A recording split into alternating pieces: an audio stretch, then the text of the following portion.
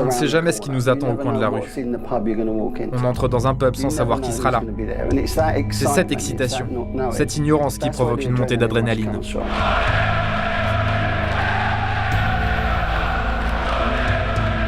Le hooliganisme est par définition une forme extrême de soutien à une équipe de football. C'est quand on est prêt à se battre pour la réputation, l'honneur et le nom de son club de foot. La violence en fait partie et c'est presque une culture schizophrène des bandes. C'est une culture de bande à temps partiel, où on peut faire toutes ces choses et se comporter mal.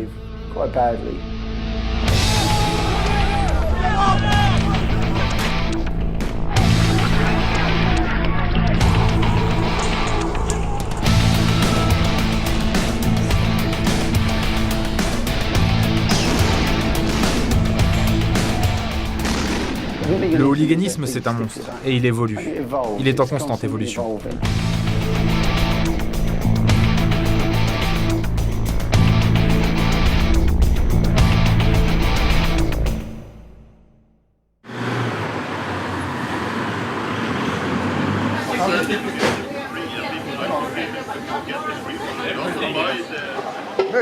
Ouais, salut. Ok, ça marche, je m'en occupe.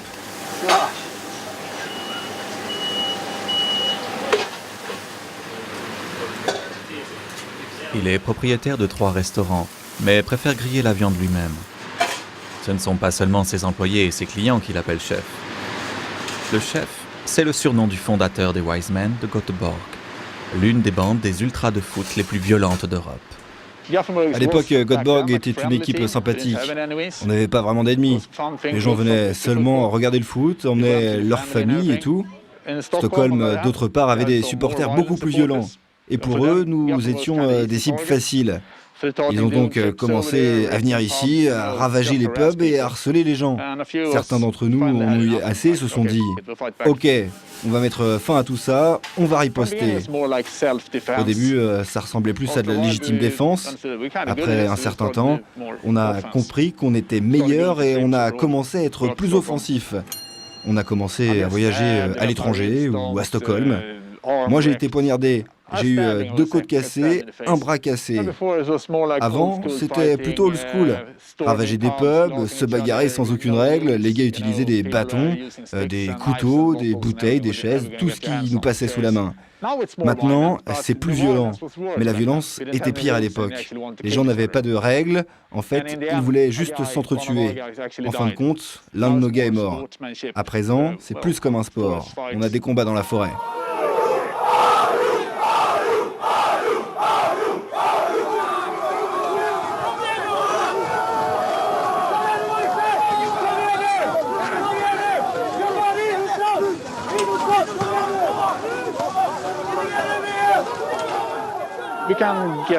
On peut réunir 100 personnes, mais normalement à peu près 60 personnes participent au combat. Quand on est jeune, il faut vraiment se montrer, il faut participer à tous les combats. Il faut aussi assister aux matchs.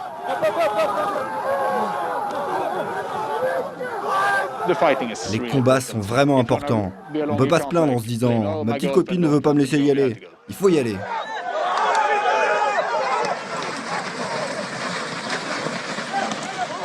Les jeunes, ça se bat 5, peut-être 6 fois par an. Ce n'est pas difficile de s'en sortir 6 fois par an.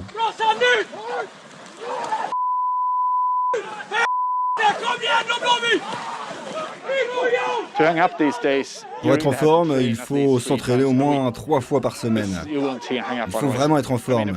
Parce que quand on se bat à 25 contre 25, on n'a vraiment pas envie d'être humilié.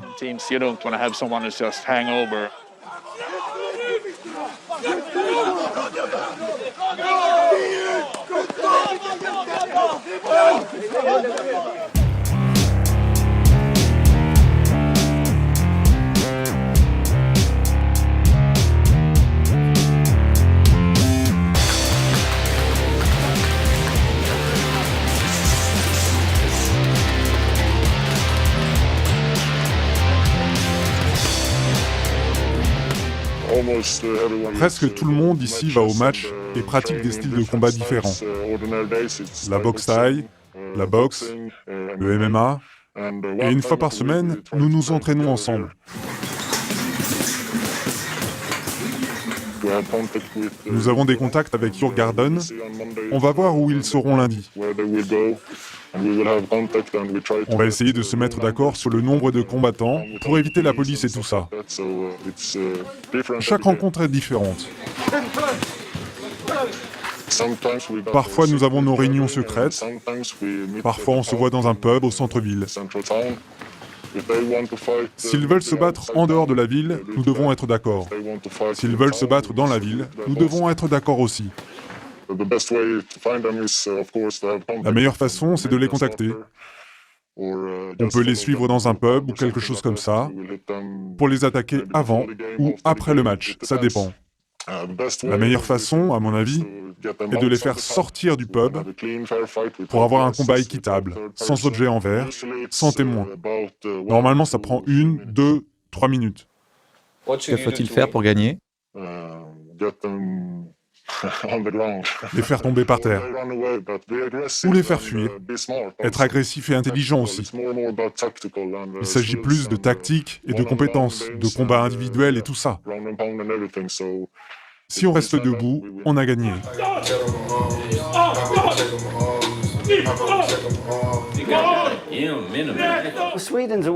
La Suède m'a toujours intéressé. De tous les clubs que j'ai vus en Scandinavie, ce sont probablement les plus fous. Je crois que leurs fans sont les plus durs. Ça fait bien peur.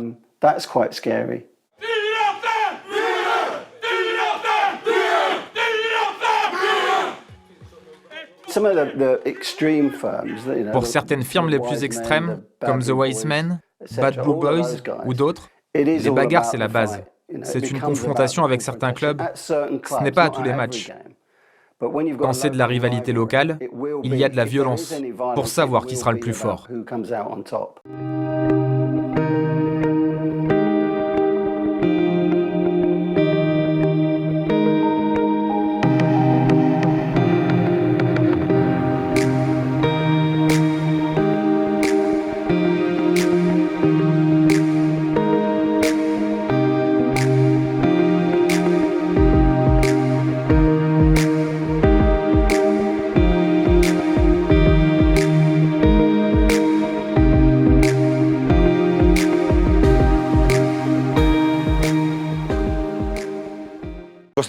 Je suis dans la bande Get Seven depuis 15 ans. J'ai 30 ans. La capitale grecque est divisée en zones d'influence entre les verts et les rouges. Les hooligans qui soutiennent Panathinaikos et Olympiakos. Nous circulons à travers la région. Nos gars essaient de les localiser avant chaque match. Nous cherchons toujours une occasion pour les attaquer.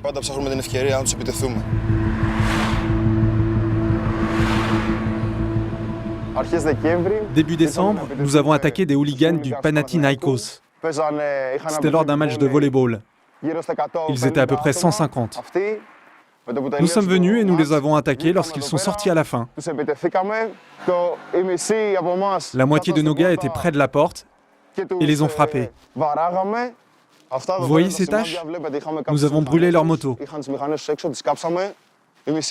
La moitié de nos gars étaient là à leur bloquer la sortie.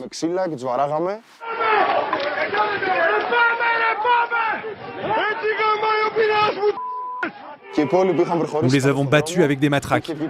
Le reste d'entre nous a commencé la bagarre. Ils étaient 150 et nous à peu près 70. Peu importe le sport, nous voulons toujours nous battre avec nos rivaux. En octobre 2016, nous avons eu une bagarre avec des hooligans de l'AEK. À 70 contre 70. Des cocktails Molotov, des bombes fumigènes et des bâtons. À la grecque.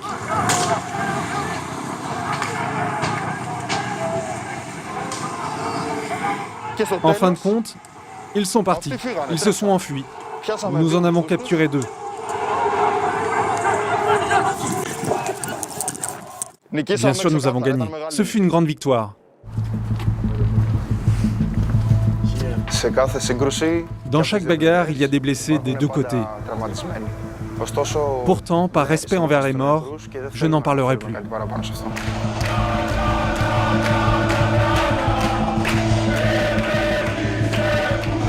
La rivalité entre les fans des deux clubs basés à Athènes, Olympiakos et Panathinaikos, est devenue une guerre d'usure qui dure depuis des décennies. Le conflit a mutilé ou même tué des dizaines de jeunes Grecs. Chaque derby d'Athènes provoque des combats de rue. En Europe du Sud, les règles du fair-play entre hooligans sont rarement observées. Ils portent des casques de moto, se battent avec des bâtons, des barres de fer et souvent aussi avec des couteaux. Les fans du Panathinaikos sont des fils de... Ils nous cherchent dans les rues et nous aussi. C'est pas dans nos habitudes de se retrouver dans la forêt. Nous sommes en conflit depuis 30 ans. Je pense que cette haine ne s'éteindra jamais. Personne ne s'arrêtera. Elle ne fera qu'augmenter année après année.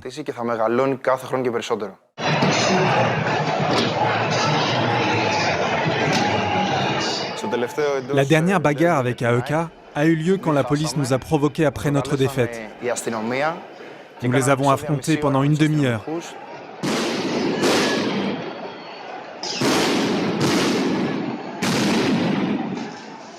Nous avons écrasé toutes les unités de police présentes au stade et nous avons été punis pour ça.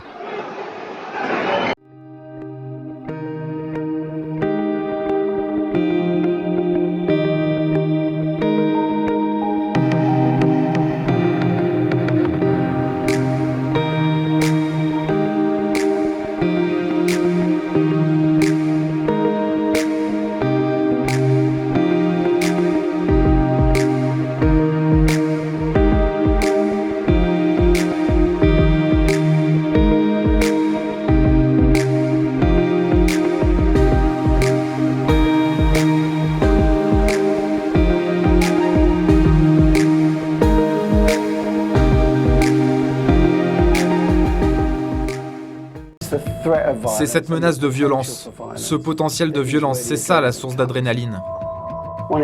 L'une des choses qui attire beaucoup dans la culture des ultras, c'est le fait que ça se passe le jour du match. Cela ne concerne pas le reste de la semaine.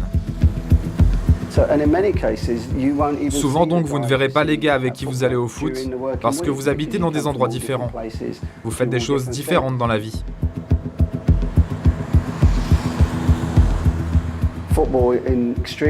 Le football et la politique extrême ont toujours été liés, car le football offre une très bonne possibilité de recruter ces personnes. Des groupes de la classe ouvrière se réunissent. Il est donc plus facile de diffuser un message. Il est plus facile de trouver des personnes plus naïves. Personnellement, je crois qu'en termes de hooliganisme et de racisme, il faut être particulièrement attentif à l'Allemagne.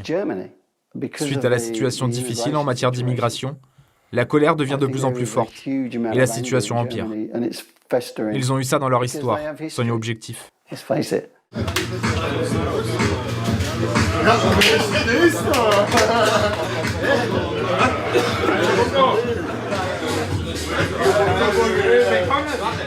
Quelques heures avant le match, les hooligans et les ultras de Stuttgart se rassemblent dans un club informel où seuls les membres du groupe peuvent entrer. Même la police ne peut pas y pénétrer.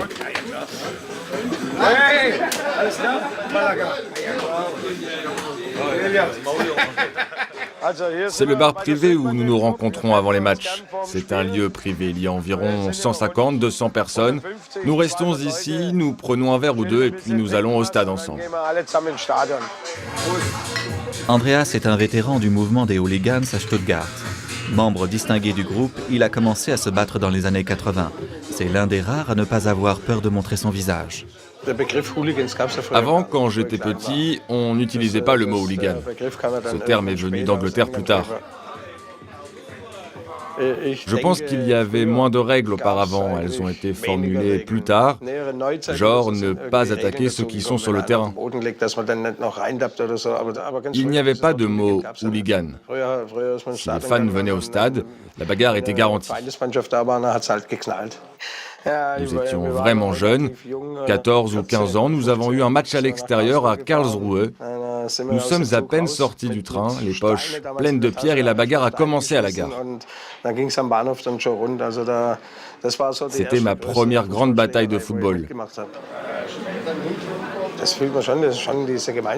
On a ce sentiment d'unité, on sait qu'on peut faire confiance à la personne à droite ou à gauche.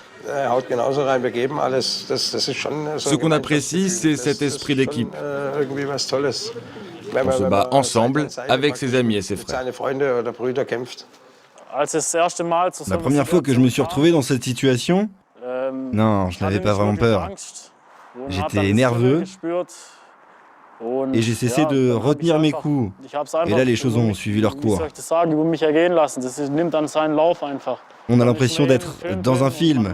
On donne tout pour sa ville.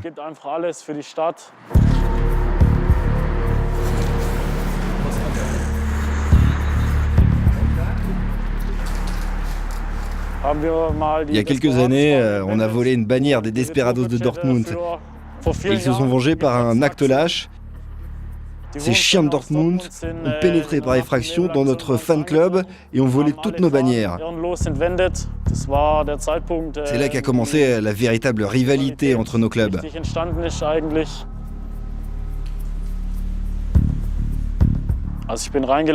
Moi, je suis venu au foot et j'ai tout de suite été attiré par les ultras, par leur feu et par leur performance. J'ai été fasciné, je voulais vraiment en savoir plus. Tous les nazes ne peuvent pas être appelés des Swabs.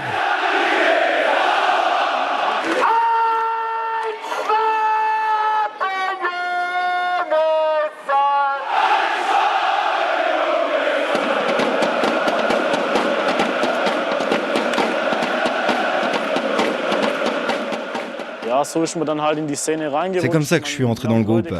J'ai rencontré ces gens et je me suis fait pas mal d'amis. On s'y intègre, les amis deviennent des frères. Ils deviennent votre famille. Et nous avons une cause que nous défendons ensemble. Ça devient votre vie. Certaines personnes commencent comme ultras et rejoignent les hooligans plus tard parce qu'ils veulent plus d'action. Nous avons beaucoup de problèmes avec la police. Nous ne frappons pas les innocents, bien sûr. Il y a toujours eu de la violence dans la société. Chaque siècle a connu des groupes violents. Et je pense que ça fait vraiment partie de nos vies.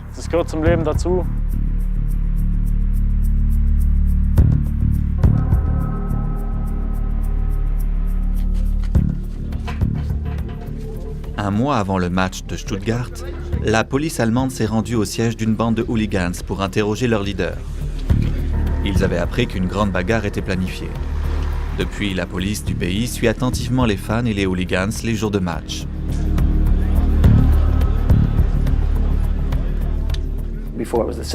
Avant, c'était par téléphone portable. Maintenant, ils utilisent Internet pour établir le contact. Et ils le font de la manière la plus anonyme possible, dans le secret. Cela ajoute un peu plus d'attractivité. On s'excite en planifiant tout ça. Il s'agit d'harceler, de surmonter, de décider qui est le plus brave, le plus fou, et le mieux organisé, le plus violent, le mieux armé. Ça devient presque une guerre.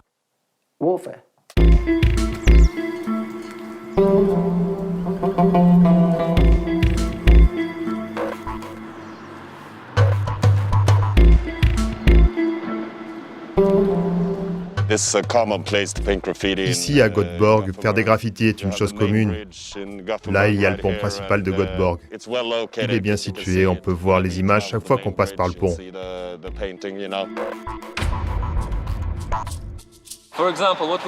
Que se passera-t-il si des hooligans d'une autre ville viennent et essaient de... peindre dessus? Bien sûr, ce ne sera pas bien, il y aura une réaction.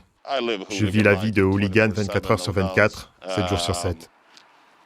Les jours de match, on fait tout ce qu'on peut. Si on a une chance de se battre, on se prépare plus que pour le match lui-même.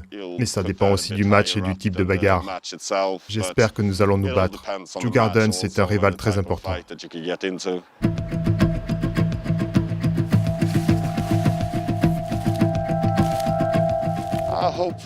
J'espère que nous allons nous battre. Djurgården est un rival très important et nous cherchons toujours une chance de les remettre à leur place.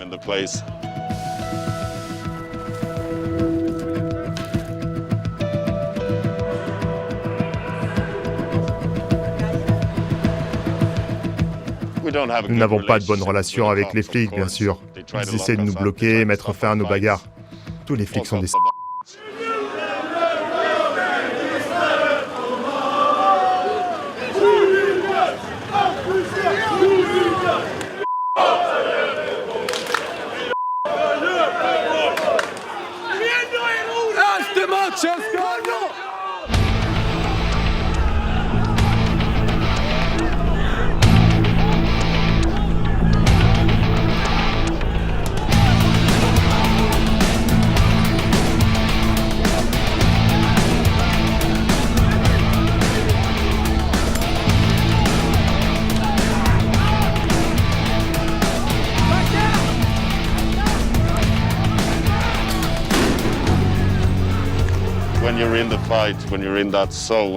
Quand on se bat, il est difficile d'expliquer ce qu'on ressent, mais c'est incroyable. De l'adrénaline, de l'euphorie et de la rage, toutes les émotions se mélangent.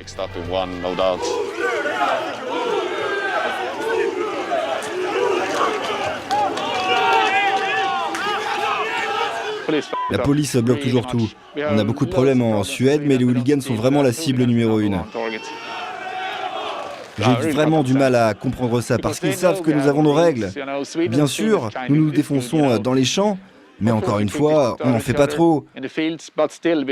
Quand on est par terre, on est par terre. Personne ne marche ni ne saute sur les gens. Et ils le savent aussi. Du coup, c'est vraiment ça que je comprends pas. Si nous avions tué l'un d'eux, tout cela aurait pris une autre tournure. Ce serait comme un derby de Cracovie en Pologne ou un truc comme ça. Nous nous entretuerions et nous ne le voulons pas. Avez-vous déjà été sur le point de mutiler ou de tuer quelqu'un? Oui, oui. Comment c'était? C'est une bagarre, on vous frappe, vous frappez, et à la fin, vous gagnez le combat. Parfois, il est difficile de s'arrêter. Ce gars m'avait cassé le nez et une dent. Bien sûr, je profiterai de l'occasion pour lui donner un ou deux coups dans la tronche.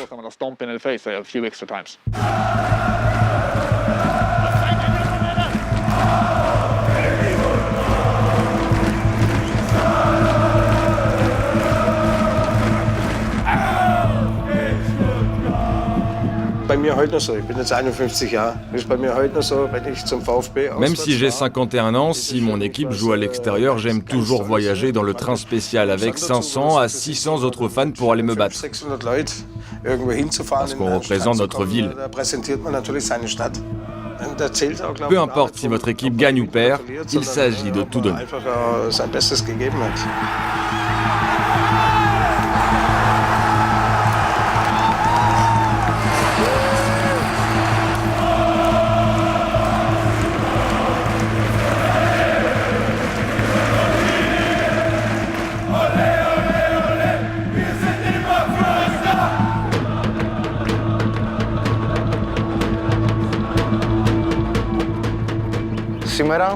Nos camarades les ont suivis, mais pour rien. Il n'y a rien à dire. La prochaine fois, peut-être.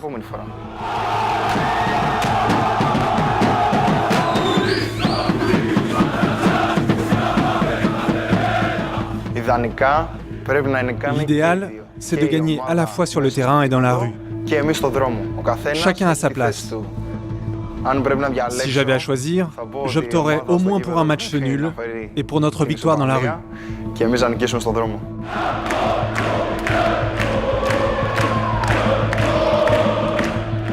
Je préfère gagner un combat contre un très bon adversaire que de gagner un match de foot. Bien sûr, je veux que l'équipe gagne, mais la famille, mon job, le travail, l'équipe passe après. Mes enfants n'en savent rien. S'ils doivent choisir d'être prédateurs ou proie, je veux qu'ils soient prédateurs.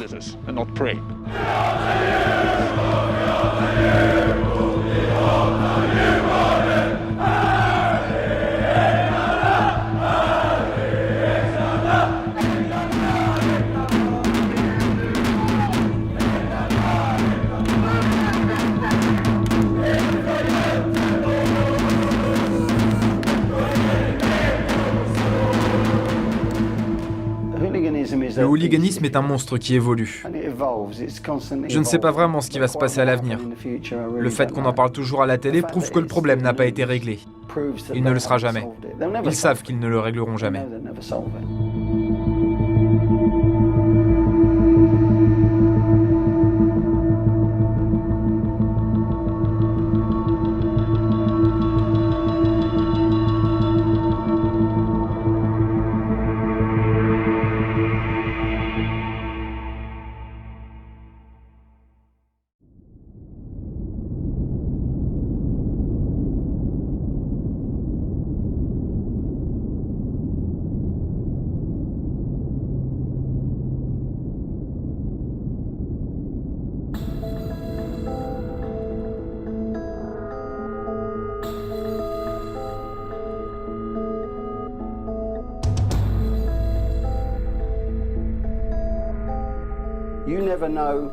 On ne sait jamais ce qui nous attend au coin de la rue. On entre dans un pub sans savoir qui sera là. C'est cette excitation, cette ignorance qui provoque une montée d'adrénaline.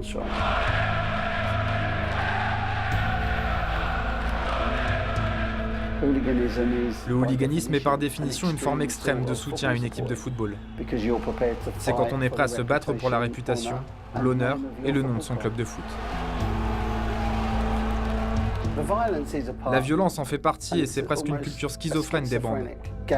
C'est une culture de bande à temps partiel, où on peut faire toutes ces choses et se comporter mal.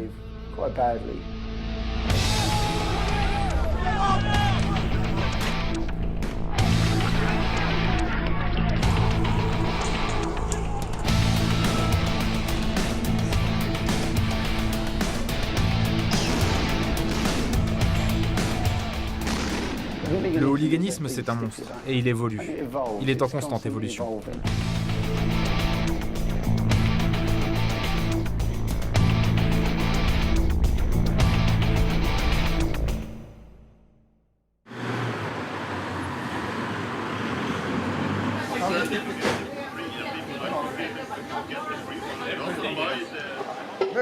Ouais, salut. Ok, ça marche, je m'en occupe.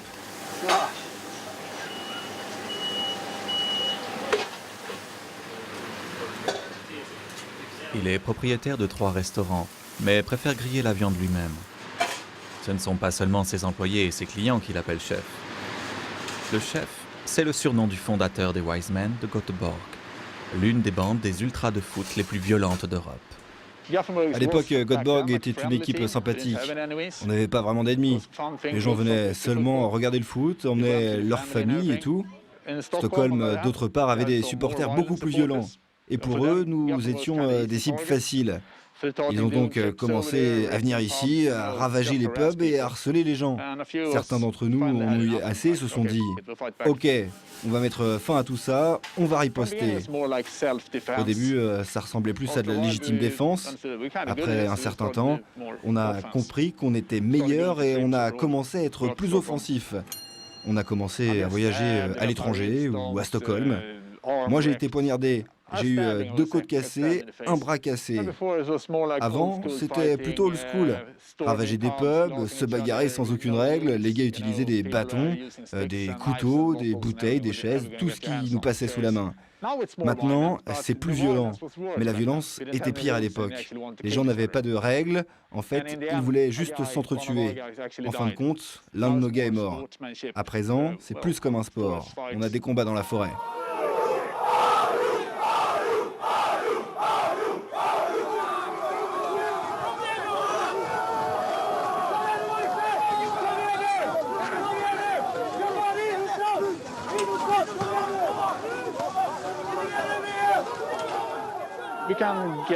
On peut réunir 100 personnes, mais normalement à peu près 60 personnes participent au combat.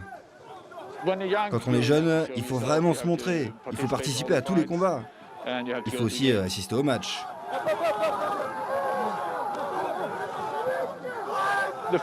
Les combats sont vraiment importants. On ne peut pas se plaindre en se disant « Ma petite copine ne veut pas me laisser y aller ». Il faut y aller.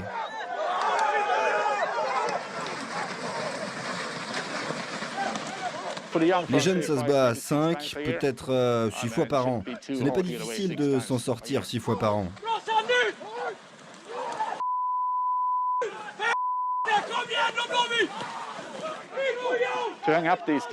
Pour être en forme, il faut s'entraîner au moins 3 fois par semaine. Il faut vraiment être en forme. Parce que quand on se bat 25 contre 25, on n'a vraiment pas envie d'être humilié.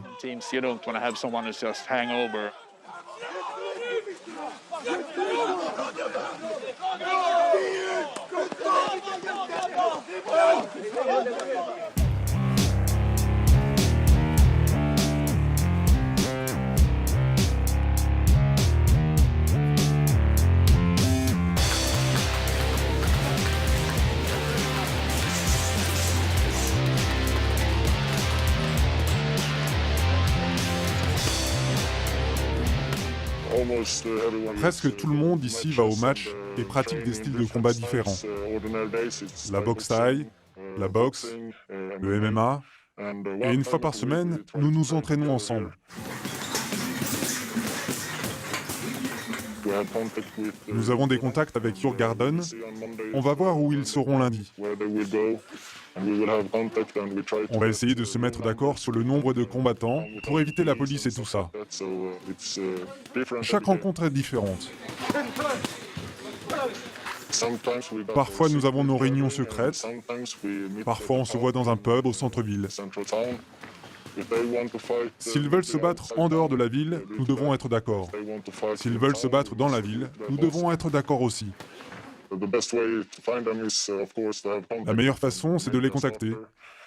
On peut les suivre dans un pub ou quelque chose comme ça, pour les attaquer avant ou après le match, ça dépend.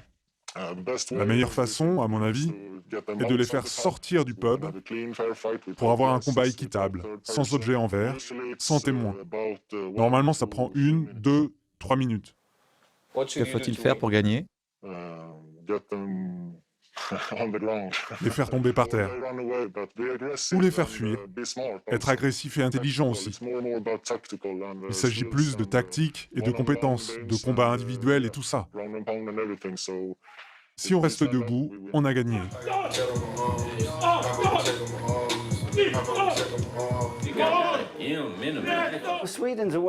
La Suède m'a toujours intéressé. De tous les clubs que j'ai vus en Scandinavie, ce sont probablement les plus fous. Je crois que leurs fans sont les plus durs. Ça fait bien peur.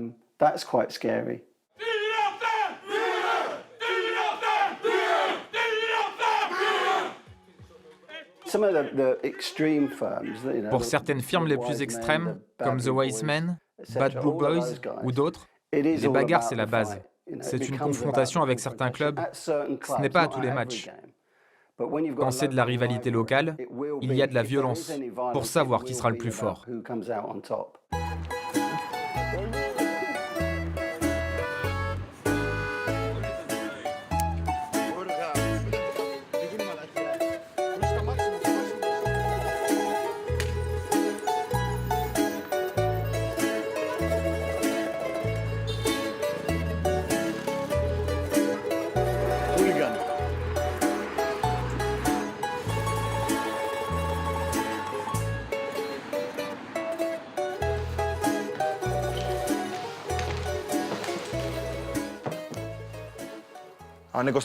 Je suis dans la bande Get Seven depuis 15 ans. J'ai 30 ans. La capitale grecque est divisée en zones d'influence entre les verts et les rouges. Les hooligans qui soutiennent Panathinaikos et Olympiakos. Nous circulons à travers la région. Nos gars essaient de les localiser avant chaque match. Nous cherchons toujours une occasion pour les attaquer.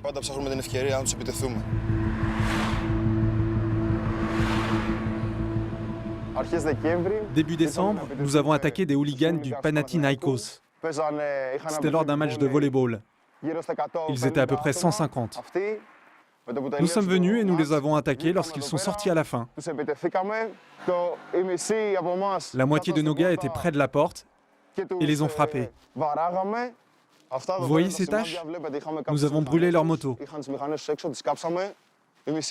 La moitié de nos gars étaient là à leur bloquer la sortie.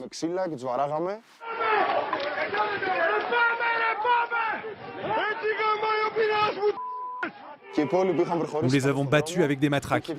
Le reste d'entre nous a commencé la bagarre. Ils étaient 150, et nous à peu près 70. Peu importe le sport, nous voulons toujours nous battre avec nos rivaux.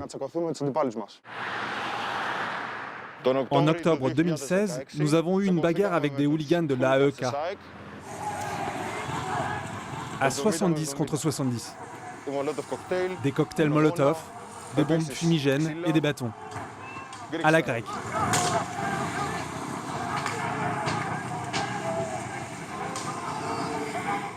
En fin de compte, ils sont partis. Ils se sont enfuis. Nous en avons capturé 2. Bien sûr, nous avons gagné. Ce fut une grande victoire. Dans chaque bagarre, il y a des blessés des 2 côtés. Pourtant, par respect envers les morts, je n'en parlerai plus.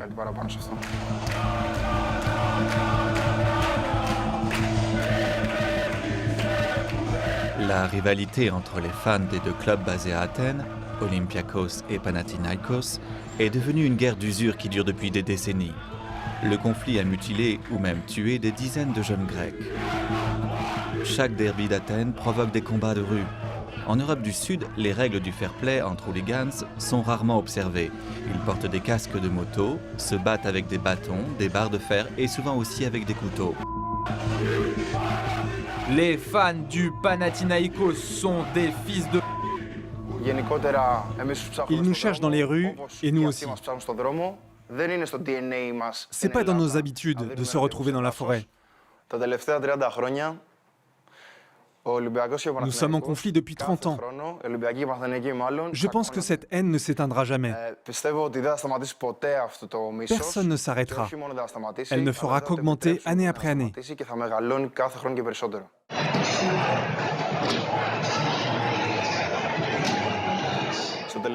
La dernière bagarre avec AEK a eu lieu quand la police nous a provoqués après notre défaite.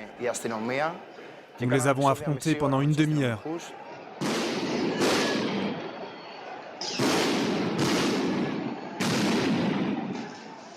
Nous avons écrasé toutes les unités de police présentes au stade, et nous avons été punis pour ça.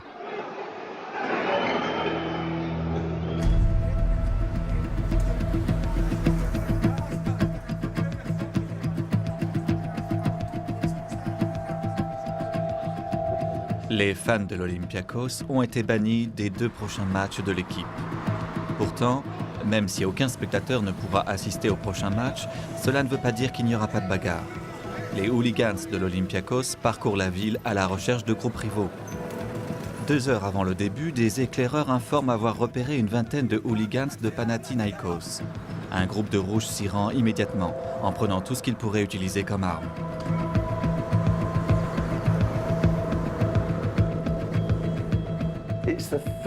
C'est cette menace de violence, ce potentiel de violence, c'est ça la source d'adrénaline. L'une des choses qui attire beaucoup dans la culture des ultras, c'est le fait que ça se passe le jour du match. Cela ne concerne pas le reste de la semaine. Souvent donc, vous ne verrez pas les gars avec qui vous allez au foot, parce que vous habitez dans des endroits différents. Vous faites des choses différentes dans la vie.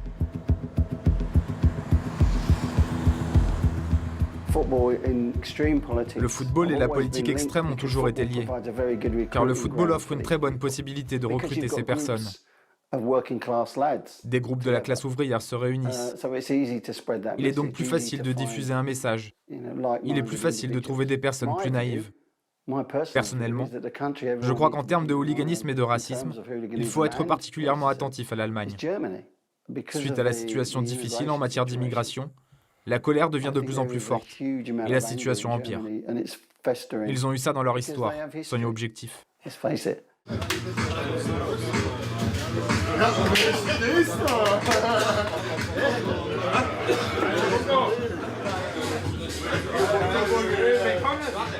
Quelques heures avant le match, les hooligans et les ultras de Stuttgart se rassemblent dans un club informel où seuls les membres du groupe peuvent entrer. Même la police ne peut pas y pénétrer.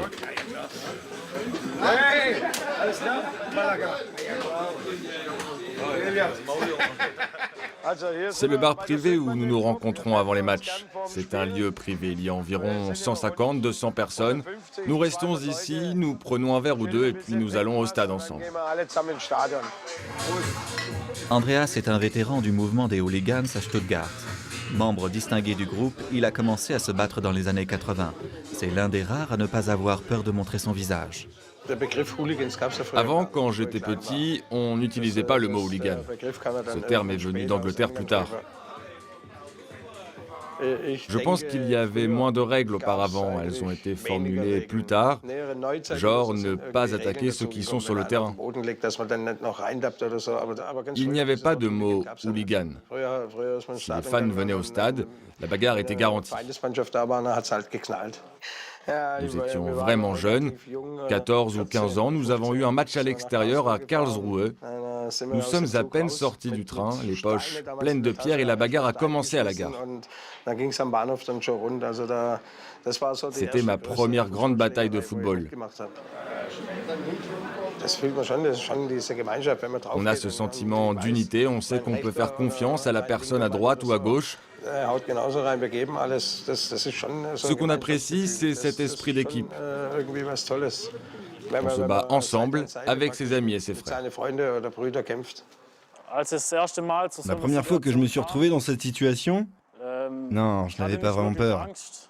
J'étais nerveux et j'ai cessé de retenir mes coups. Et là, les choses ont suivi leur cours. On a l'impression d'être dans un film. On donne tout pour sa ville.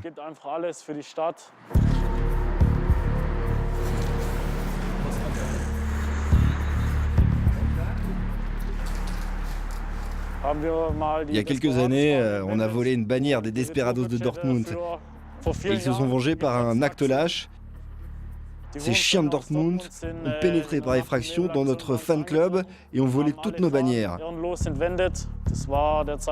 C'est là qu'a commencé la véritable rivalité entre nos clubs.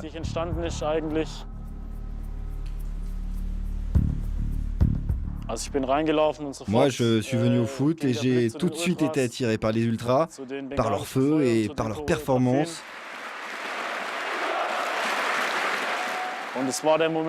J'ai été fasciné, je voulais vraiment en savoir plus. Tous les nazes ne peuvent pas être appelés des swabs.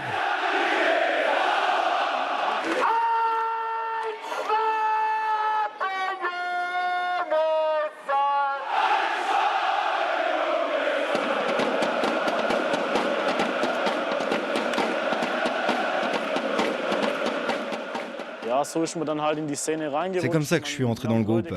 J'ai rencontré ces gens et je me suis fait pas mal d'amis. On s'y intègre, les amis deviennent des frères. Ils deviennent votre famille. Et nous avons une cause que nous défendons ensemble. Ça devient votre vie. Certaines personnes commencent comme ultras et rejoignent les hooligans plus tard parce qu'ils veulent plus d'action. Nous avons beaucoup de problèmes avec la police. Nous ne frappons pas les innocents, bien sûr. Il y a toujours eu de la violence dans la société. Chaque siècle a connu des groupes violents. Et je pense que ça fait vraiment partie de nos vies.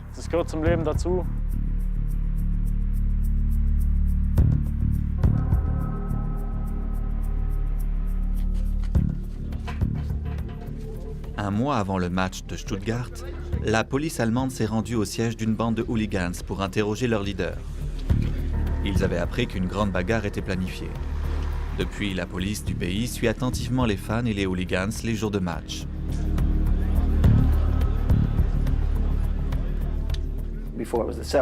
Avant, c'était par téléphone portable. Maintenant, ils utilisent Internet pour établir le contact. Et ils le font de la manière la plus anonyme possible, dans le secret. Cela ajoute un peu plus d'attractivité. On s'excite en planifiant tout ça. Il s'agit d'harceler, de surmonter, de décider qui est le plus brave, le plus fou, et le mieux organisé, le plus violent, le mieux armé. Ça devient presque une guerre.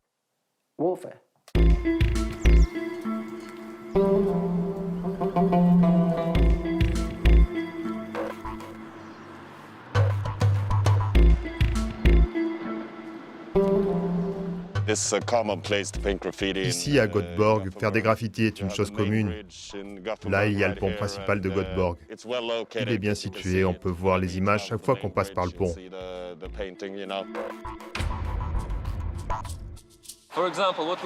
Que se passera-t-il si des hooligans d'une autre ville viennent et essaient de... Peindre dessus. Bien sûr, ce ne sera pas bien, il y aura une réaction. Je vis la vie de hooligan 24 heures sur 24, 7 jours sur 7. Les jours de match, on fait tout ce qu'on peut. Si on a une chance de se battre, on se prépare plus que pour le match lui-même. Mais ça dépend aussi du match et du type de bagarre. J'espère que nous allons nous battre. Djurgården, c'est un rival très important.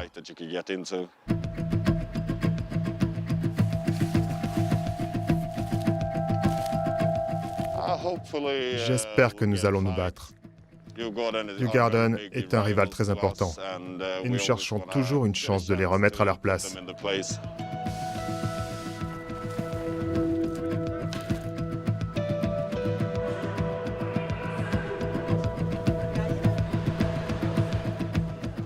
Nous n'avons pas de bonne relation avec les flics, bien sûr. Ils essaient de nous bloquer et mettre fin à nos bagarres. Tous les flics sont des...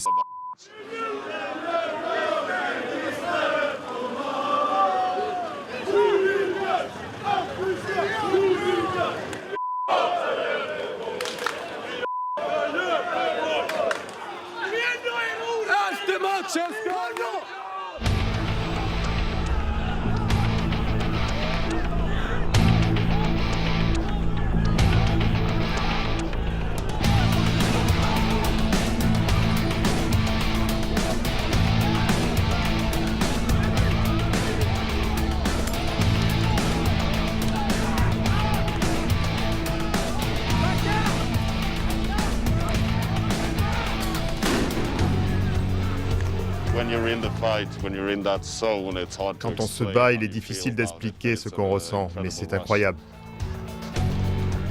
De l'adrénaline, de l'euphorie et de la rage, toutes les émotions se mélangent.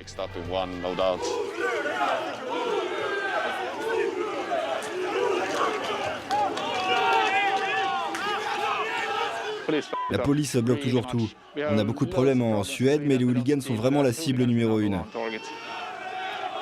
J'ai vraiment du mal à comprendre ça, parce qu'ils savent que nous avons nos règles. Bien sûr, nous nous défonçons dans les champs, mais encore une fois, on n'en fait pas trop. Quand on est par terre, on est par terre.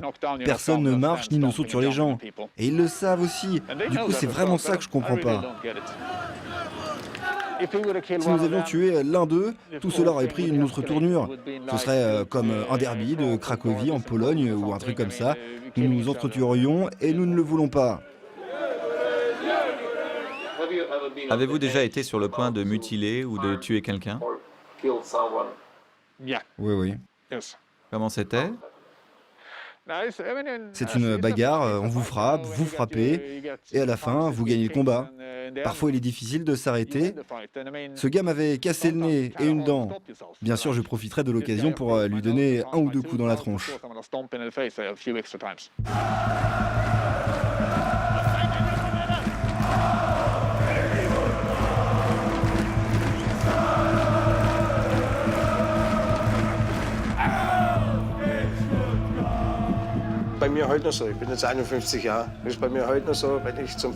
Même si j'ai 51 ans, si mon équipe joue à l'extérieur, j'aime toujours voyager dans le train spécial avec 500 à 600 autres fans pour aller me battre. Parce qu'on représente notre ville. Peu importe si votre équipe gagne ou perd, il s'agit de tout donner.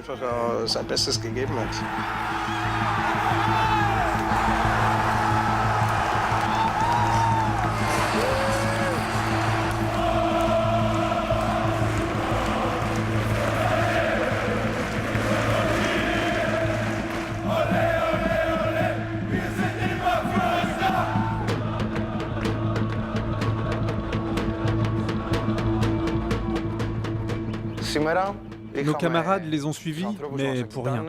Il n'y a rien à dire. La prochaine fois, peut-être.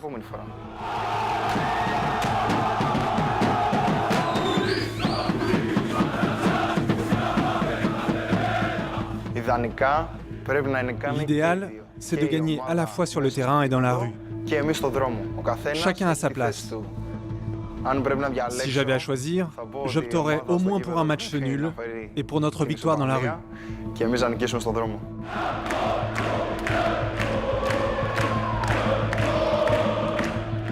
Je préfère gagner un combat contre un très bon adversaire que de gagner un match de foot. Bien sûr, je veux que l'équipe gagne, mais la famille, mon job, le travail, l'équipe passe après.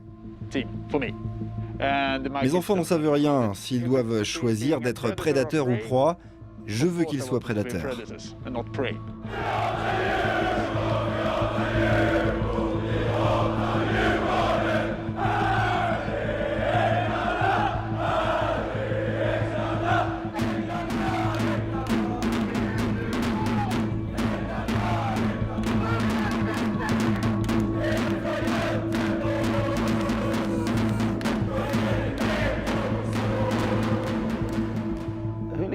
Le hooliganisme est un monstre qui évolue.